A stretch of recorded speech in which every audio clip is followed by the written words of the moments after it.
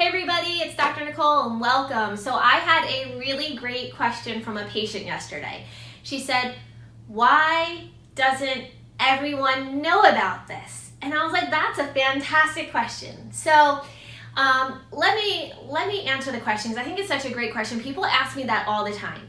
So one of the things that I was reviewing with my patient is I was reviewing how the spine is related to the nervous system. So as you all know, your spine has two major functions in your body. Your spine holds you upright, that's what we call your posture. But if you look closely at this nerve chart, you can see that the spinal cord runs directly through the center of the spinal bones.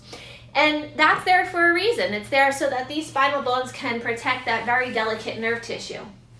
Now, the way that your body normally works is that the brain controls everything about you.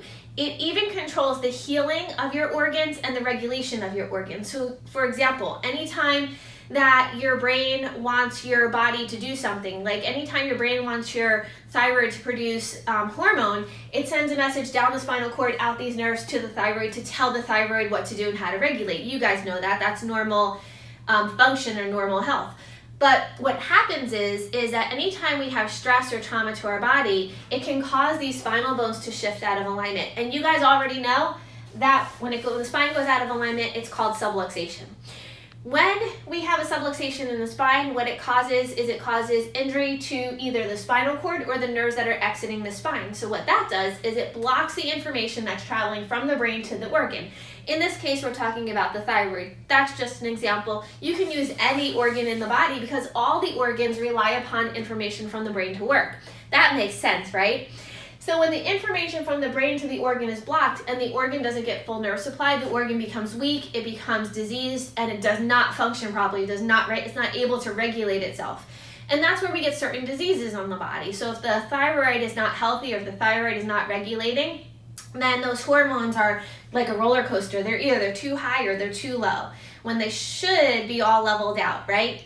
So the other day, as I was explaining to my patient the different areas of subluxation in her spine and how those areas of subluxation were impacting different vital organs of her body, her question was how come everybody doesn't know this? How come I've never been told this before? It makes so much sense. And I asked her, I said, well, have you ever gone to a chiropractor before? And she said, yeah, I've been to a chiropractor many years ago, but nobody ever explained it to me like this. She goes, but I've been to the medical doctor for all kinds of health problems, and the medical doctor never explained this to me either. So that's where I explained to her, I said, you know what, we all know this information. We all know whether you're a chiropractor, a medical doctor, we all know the proper function of the body. We all know the relationship between the spinal bones and the nervous system and the nervous system to all of the organs. But if you think about it, the reason why your medical doctor doesn't talk to you so much about that is because they have two tools. Think about it. Your medical doctor has two tools. What are they? Well, they're either going to be medication or surgery. Well, if you have a structural problem, if you have a problem with the structure of your spine, or you have misalignments in your spine that's causing stress to your nervous system, does a medical doctor have the tools to fix it? Of course not, right? Because medicine certainly isn't going to put these bones back in place. Now, surgery can, but that's usually the last resort, right? You're not going to use surgery for minor misalignment that could be shutting off energy to an organ. So that's in most cases not an option. In some cases it is, but in most cases it's not. So that's typically the reason why, unless you've been going to a chiropractor on a regular basis, that's typically the reason why you're not going to hear this information all that much.